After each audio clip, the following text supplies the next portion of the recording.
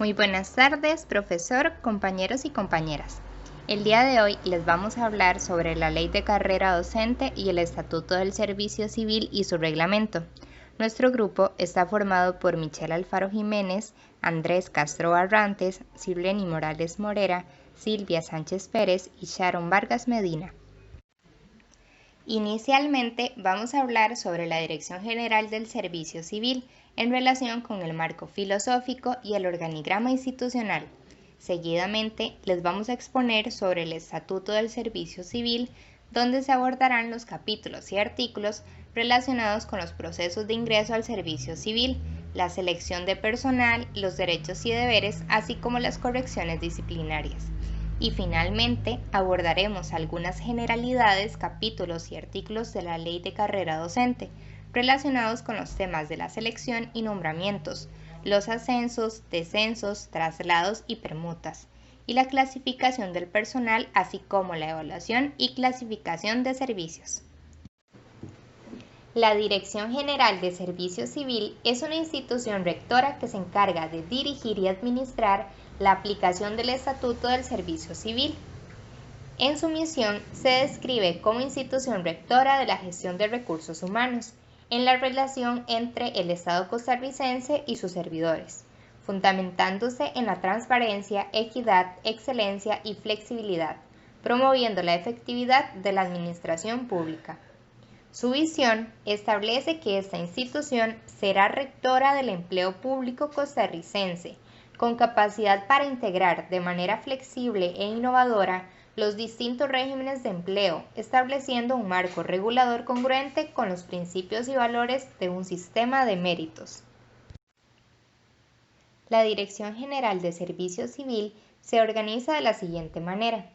A nivel político se encuentra la Dirección General, la cual tiene como propósito propulsar, establecer y promover de manera permanente e innovadora la gestión y el desarrollo del recurso humano del sector público costarricense, al amparo de lo que dicta la legislación vigente. En este nivel también se encuentran las instancias asesoras. Estas son la Contraloría de Servicios, la cual tiene como propósito promover con la participación de las personas usuarias el mejoramiento continuo e innovación en la prestación de los servicios que brinda la Dirección General de Servicio Civil. También la asesoría jurídica permite asesorar en materia jurídica a la Dirección General, Subdirección General y a las áreas funcionales técnicas y administrativas de la Dirección General de Servicio Civil y a los proyectos y programas de esta. También se encuentra el desarrollo estratégico, que tiene como propósito formular la estrategia institucional que orienta la gestión de la planificación y la ejecución de los respectivos proyectos. A nivel directivo se encuentran 7 departamentos. Estos son el Departamento de Auditoría de Recursos Humanos. Este facilita la definición de las estrategias y políticas para el mejoramiento continuo de la gestión en el sistema de administración de los recursos humanos. El Departamento de Centro de Capacitación y Desarrollo. Su propósito es establecer planes, programas y proyectos para el desarrollo del recurso humano y la carrera administrativa. El Departamento de Carrera Docente tiene como propósito garantizar la aplicación y funcionalidad de los principios y normas de la Ley de Carrera Docente, fomentando y consolidando la estructura corporativa con el MEP como socio estratégico en la atención y resolución de los asuntos relacionados con la administración de los recursos humanos docentes, técnico-docentes y administrativo-docentes, especialmente los relacionados con el análisis ocupacional, reclutamiento y selección de personal docentes, en contribución al logro de un mayor grado de eficiencia de la educación pública. Esta se divide en 3 unidades: la administración de concursos docentes, la unidad de sistematización y análisis ocupacional docente y la unidad de reclutamiento y postulación de candidatos docentes. Por otra parte, el Departamento de Gestión de Recursos Humanos tiene como propósito atender un grupo de instituciones propias de un determinado sector, permitiendo así un mayor acercamiento, atención y asesoría para con las oficinas de gestión institucional de recursos humanos que pertenezcan a dicho sector. El Departamento de Organización del Trabajo y Compensaciones tiene como objetivo ayudar a las personas a laborar juntas y con eficiencia desde el diseño de puestos, la división del trabajo, el estudio de cargas de trabajo, los perfiles profesiográficos del personal que ha de desempeñar el trabajo, así como la evaluación y el estudio de puestos, entre otros. El Departamento de Reclutamiento y Selección del Personal tiene como función reclutar a las personas que presentan interés en ocupar una determinada clase de puesto y especialidad del Título 1 y del Título 4 del Estatuto del Servicio Civil. Y finalmente, el Departamento de Administración de Servicios Institucionales tiene como propósito administrar, adquirir y custodiar los bienes y servicios, la gestión del recurso humano, los servicios generales, los servicios médicos y la documentación e información institucional requerida por la Dirección General de Servicio Civil. Ahora bien, el Estatuto del Servicio Civil es un reglamento que está compuesto por un conjunto de leyes y disposiciones que fundamentan jurídicamente el régimen de servicio civil. El estatuto se promulgó el 30 de mayo de 1953. Originalmente solo constaba de la ley número 1581, que regulaba la carrera administrativa. Actualmente está estructurado de la siguiente forma: el título 1, que regula la carrera administrativa mencionada y su reglamento. El título 2 de la carrera docente, mediante la ley número 4565, adicionada en 1970, que cuenta además con su reglamento de la ley de carrera docente y sus reformas.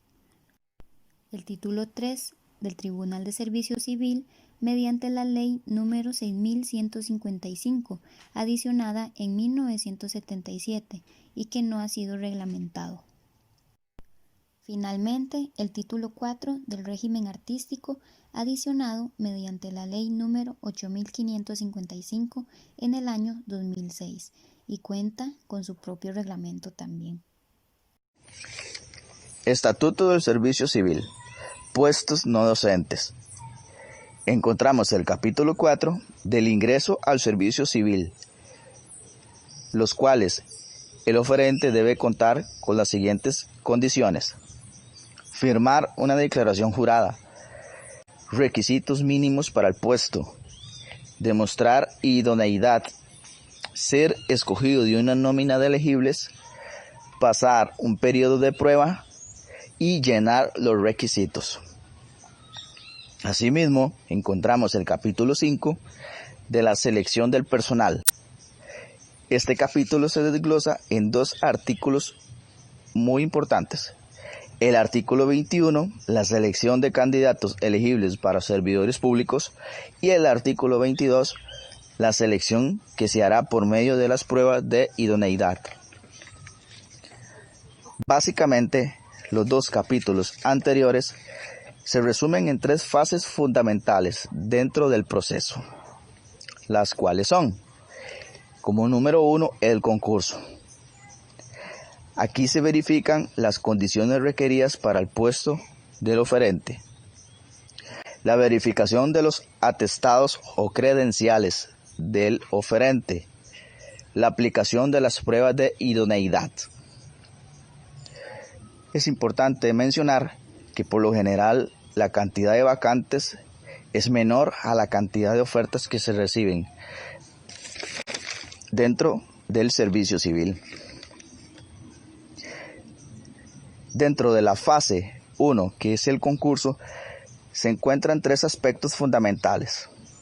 Número 1, se da una publicación en un periódico nacional y en la página de dirección del servicio civil. Además, se indican los requisitos que aplican para cada puesto.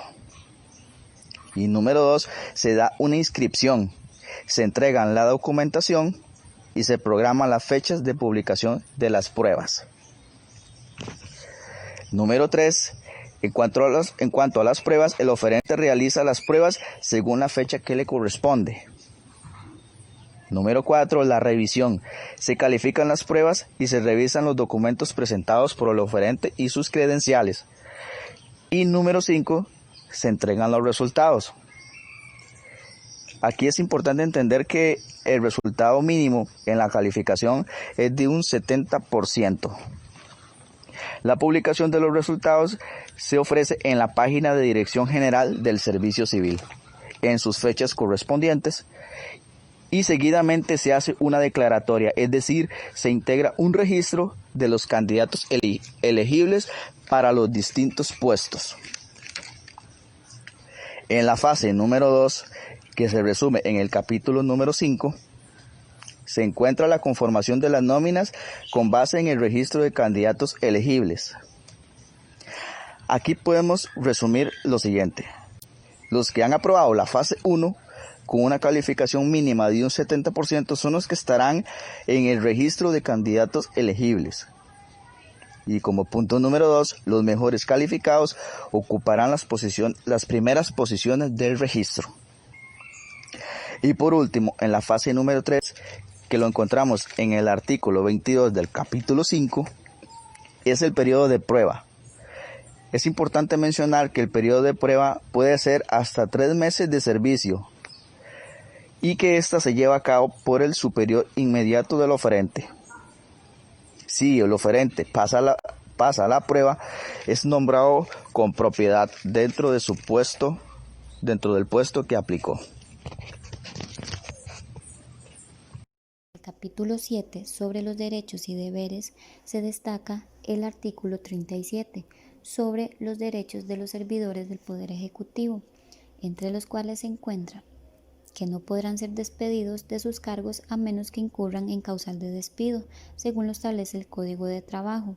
Disfrutarán de vacaciones anuales de 15 días hábiles durante el primer lustro de servicios, de 20 días hábiles durante el segundo y de un mes después de 10 años de servicio, a excepción del personal docente del Ministerio de Educación Pública, que se regirá con respecto por el Código de Educación.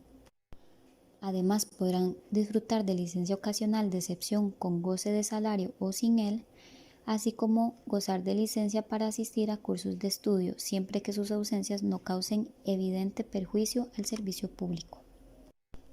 Si cesaren en sus funciones por supresión del empleo, tendrán derecho a una indemnización de 1 mes por cada año o fracción de 6 o más meses de servicios prestados. En el artículo 38, se busca fomentar el ahorro y facilitar a los empleados públicos préstamos en condiciones favorables. Para ello se establece la caja de ahorros y préstamos de los empleados públicos, cuyo efecto para los servidores es cotizar con un 2% de su salario mensual.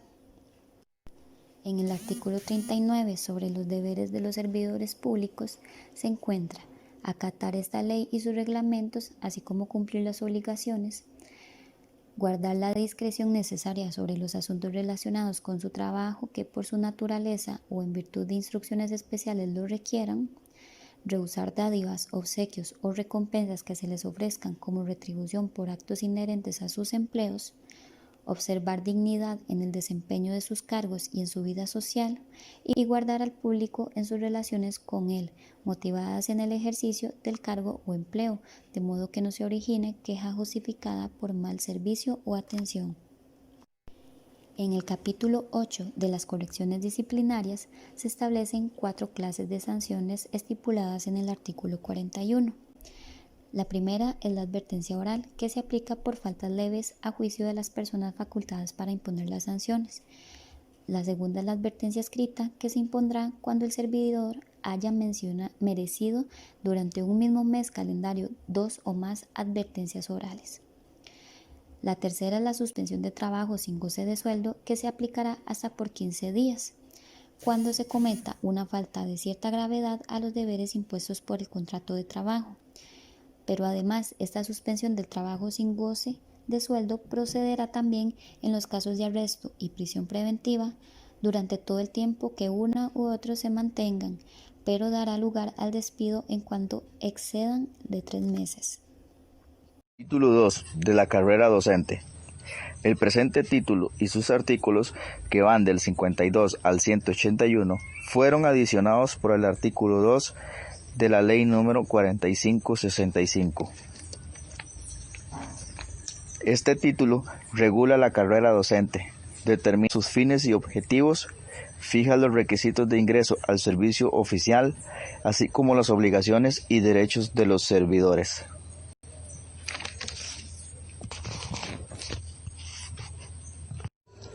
Carrera docente, Historia. El 4 de mayo de 1970 se adiciona a la Ley número 4565 la carrera docente, y esta propone garantizar la aplicación y funcionalidad de los principios y normas de la Ley de Carrera Docente, fomentando y consolidando la estructura corporativa. En cuanto a la historia de la carrera docente, se hace necesario comprender qué estaba sucediendo en los años de 1970 en materia educativa. Gracias a las iniciativas de los expresidentes Calderón Guardia y José Figueres Ferrer, se impulsaron grandes reformas sociales, entre ellas en la educación, esta recibiendo alta prioridad, que a la postre, como resultados positivos que se obtuvieron gracias a estas reformas sociales, el número de trabajadores sin educación disminuyó considerablemente. Y en medio de todas las expectativas, la tasa de escolaridad en educación general básica, educación media y educación superior aumentó favorablemente, dando un fortalecimiento positivo a la conformación de nuevas leyes y, por supuesto, la carrera docente. Capítulo 1. Conceptos fundamentales. El artículo 52 nos habla sobre los fines y objetivos de la carrera docente, los cuales se encuentran en el fijar los requisitos de ingreso al servicio oficial, así como las obligaciones de los distintos servidores. El artículo 53 nos habla sobre sus fines, los cuales encontramos: establecer la docencia como carrera profesional, exigir al servidor la solvencia moral y profesional dentro de su campo, velar porque el servidor labore dentro de un campo específico de su formación pedagógica y académica, establecer las jerarquías de la carrera docente, dignificar al educador costarricense, que todo ascenso o mejoramiento sea con base en los méritos del docente, y garantizar el respeto a los derechos del servidor docente. Y en su artículo 54 se consideran comprendidos de la carrera docente quienes impartan lecciones y realicen funciones técnicas propias de la docencia. Entre algunos ejemplos, los técnicos docentes, asesor regional, asesor nacional, orientador asistente 1, 2 y 3, bibliotecólogos educativos 1 y 2, así como administrativos docentes. Entre ellos podemos encontrar los directores, asistentes de dirección de enseñanza especial, asistentes de asesoría y supervisión, técnicos en administración educativa y, por supuesto, los docentes en educación.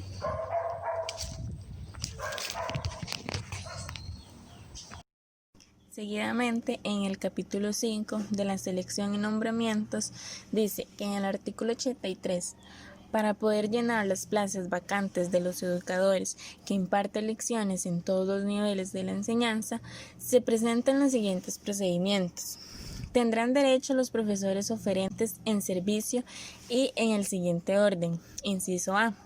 Quienes resultaren afectados por reducción forzosa de matrícula o de lecciones en los centros de enseñanza. Inciso B. Los profesores titulados que no hayan alcanzado el número máximo de lecciones en propiedad establecido por la ley. Entre ellos, gozarán de preferencia los profesores del colegio y escuelas donde se presente la vacante, y entre estos, los que requieran menor número de lecciones para completar el horario máximo legal.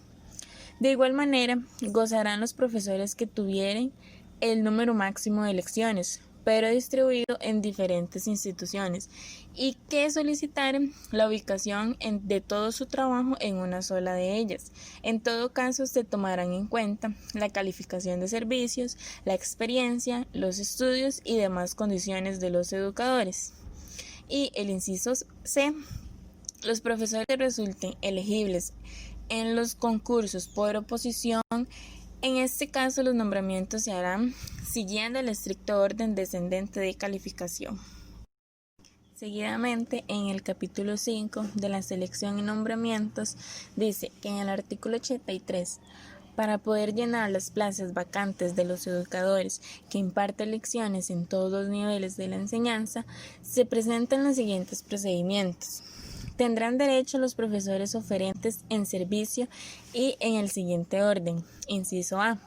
Quienes resultaren afectados por reducción forzosa de matrícula o de lecciones en los centros de enseñanza. Inciso B. Los profesores titulados que no hayan alcanzado el número máximo de lecciones en propiedad establecido por la ley. Entre ellos, gozarán de preferencia los profesores del colegio y escuelas donde se presente la vacante, y entre estos los que requieran menor número de lecciones para completar el horario máximo legal. De igual manera, gozarán los profesores que tuvieren el número máximo de lecciones, pero distribuido en diferentes instituciones, y que solicitaren la ubicación de todo su trabajo en una sola de ellas. En todo caso, se tomarán en cuenta la calificación de servicios, la experiencia, los estudios y demás condiciones de los educadores. Y el inciso C. Los profesores que resulten elegibles en los concursos por oposición, en este caso los nombramientos se harán siguiendo el estricto orden descendente de calificación. Seguidamente, en el capítulo 7 de la clasificación del personal, en el artículo 107 se refiere a que el personal docente, de acuerdo con su preparación académica y antecedentes personales, se clasifica en profesores titulados, profesores autorizados y profesores aspirantes. En el artículo 108 son los profesores titulados que posean un grado o título profesional que los acredite para el ejercicio docente extendido por las instituciones oficiales del país o reconocido y equiparado por la Universidad de Costa Rica o por el Consejo Superior de Educación, según corresponda. Estos organismos tendrán además la obligación de especificar las especialidades que, por sus estudios, puedan impartir los profesionales comprendidos en esta ley. En el artículo 109 son profesores autorizados que, sin poseer título o grado específico para el cargo que desempeñan, ostenten otros que sean afines, según sea el caso. En el artículo 110 son los profesores aspirantes que por sus estudios y experiencias no pueden ser ubicados en ninguno de los dos grupos anteriores. En el artículo 111 son los profesores autorizados que podrán ejercer la función docente en condición interina en tanto los cargos no sean por profesores titulados. No obstante, si no hubiese personal autorizado, los aspirantes podrán servir estos puestos en igual condición de interinidad.